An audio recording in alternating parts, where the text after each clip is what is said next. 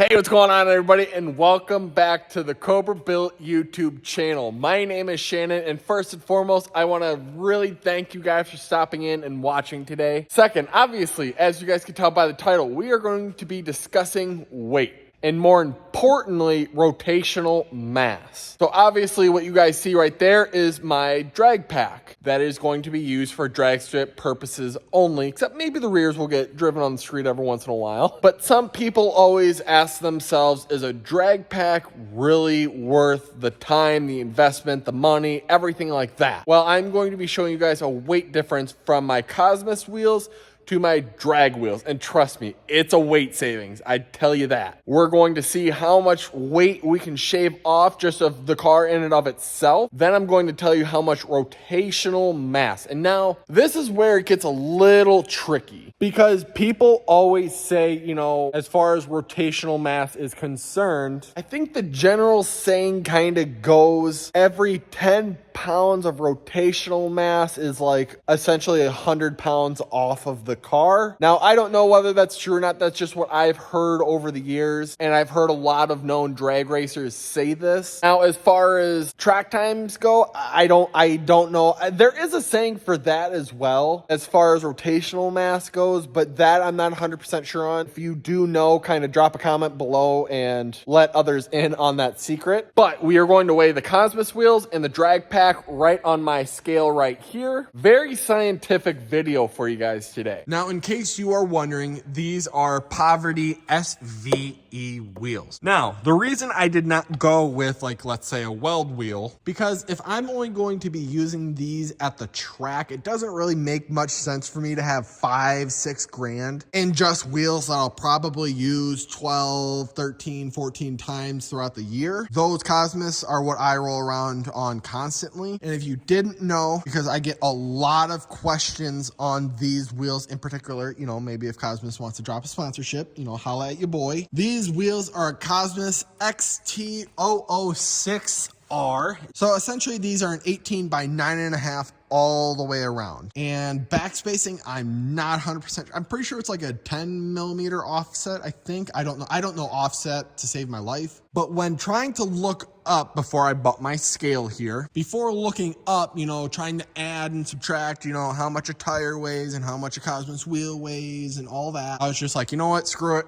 Went on Amazon for you guys so that we could see kind of weight differences between a regular wheel that you would roll around on the street with versus your drag pack setup. And I would say this is a very commonly used drag pack setup, so hopefully this applies to you. And for anybody wanting to know, before I went on and bought any of this stuff, I wanted to kind of see before I spent the money how much weight savings I could reduce. So I kind of did some math here, and this is where I recommend you going to like Discount Tires website, because that website will actually tell you, if you go down in the description, how much the tire weighs. And odds are, if you're going to a manufacturer wheels website, it will tell you how much the wheel weighs. So if you just add the weight of the wheel plus the weight of the tire, and Discount Tire sells pretty much every tire known to man. They obviously sell my Toyo R888 R's. And yes, for everybody wanting to know as well, I do run a 245 40 18 all the way around. So I ran an 1169 on some 245 skinny boys. So that just kind of goes to show you. And I think the 60 foot was a 1.9. I believe you guys will have to go back and watch that video as well, because I can't remember. Yes, ran a 1169 at 121 or 122 or 123, I believe, on some 245 R888 R's. And that was just with me pretty much slipping the clutch and just taking off without a two-step or anything like that. And here is where these come into play. So I did go with a Hoosier, and you guys obviously have seen the Hoosier rears, but I just recently purchased the fronts to go with the whole drag pack setup for the track. So with the two-step set at, let's say 3,500, I don't know if it'll hook at the track or not. With 3,500, it might take 4,000, it might take 3,000. But with the slick, I should be able to pretty much dump the clutch. That's kind of what I did in Jason's pace car with these exact wheel and tire setup. And then on the front here is I think it's a 26 by 4.5 17 drag front.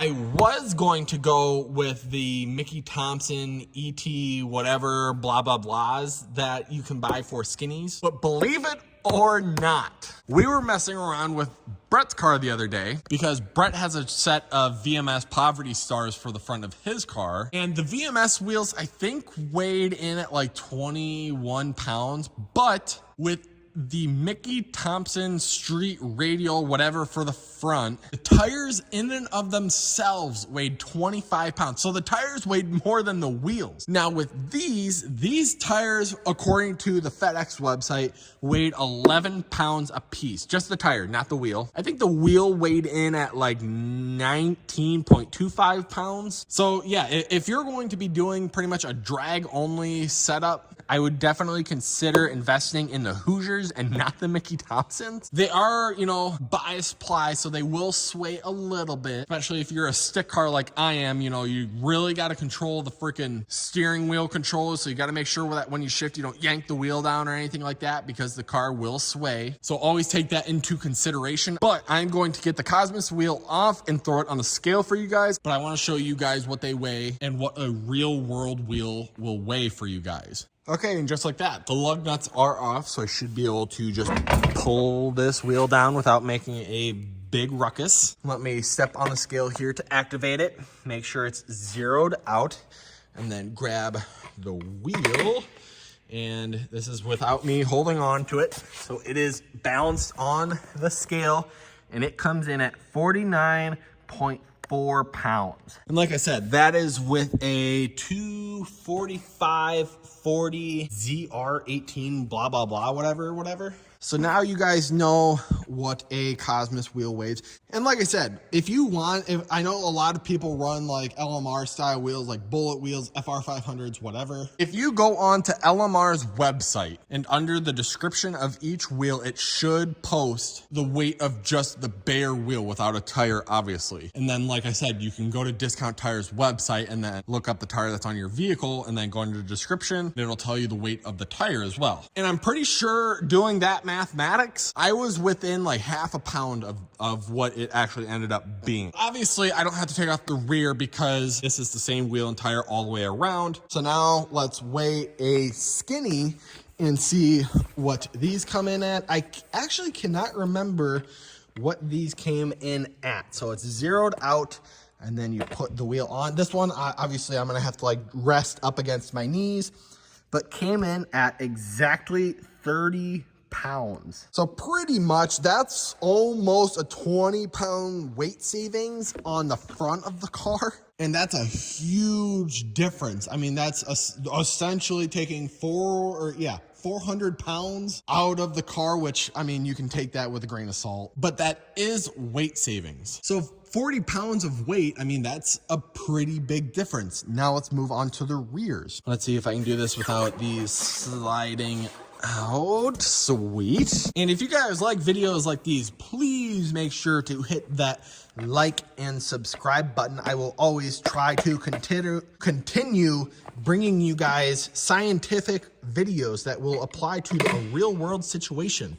Now these ones should go on without me holding them, and these come in at 40.6 pounds. So that is 20 pounds of pretty much drivetrain. So what it takes the motor to spin the drivetrain, which I think makes more of a difference. You guys will have to quote me on that one. You guys will have to let me know if I'm wrong on that one or not. Let me write down on a piece of paper and show you guys kind of what these came out to be so that you guys can see a side-by-side comparison. Okay, so I got it all scaled out for you guys here. So obviously these are my Cosmis wheels, which obviously are 49.4 all the way around, which add up to 197.6. And then the drag pack is 30 pounds per wheel up front, and then 40 pounds, pretty much, we'll call it 41 pounds, but 40.6 pounds in the back. And that ends up being 141.2. Now, if you take those two numbers and subtract, this will be your total weight savings, 56.4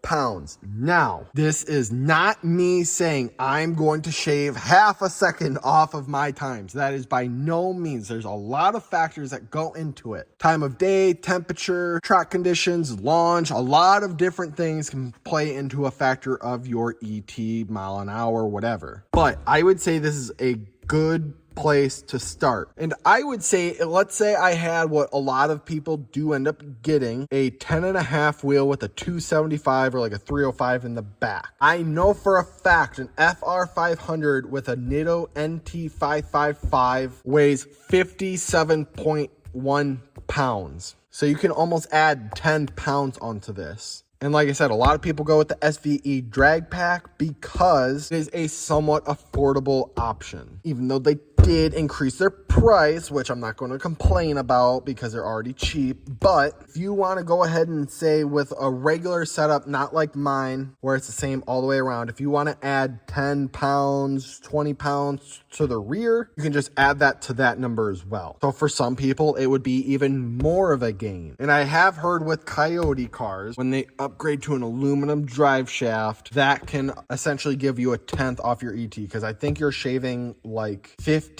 pounds. So you can take whatever math out of this you want. I'm not going to say my car is going to run a number, but I wanted to try to free up as much rotational mass as I could. Now, I could also get a set of TBM brakes, and that would also help with my rotational mass. But those brakes in and of themselves are, for the front and back, is like almost $3,000. If you guys found the information that you guys watched in this video today helpful, like I said, please consider hitting that like and subscribe button. Next week, I'm going to show you the other modifications I got for the Cobra. One was a safety mod that I should have done a long time ago. The other was a kind of an aesthetic one, I guess, but that one was causing a leak, so I replaced it. And a couple other things I will show you guys in next week's upload. I do upload every Sunday at noon Central Standard Time, so I will see you guys next Sunday at this time. Take care, guys, and have a fantastic start to your week.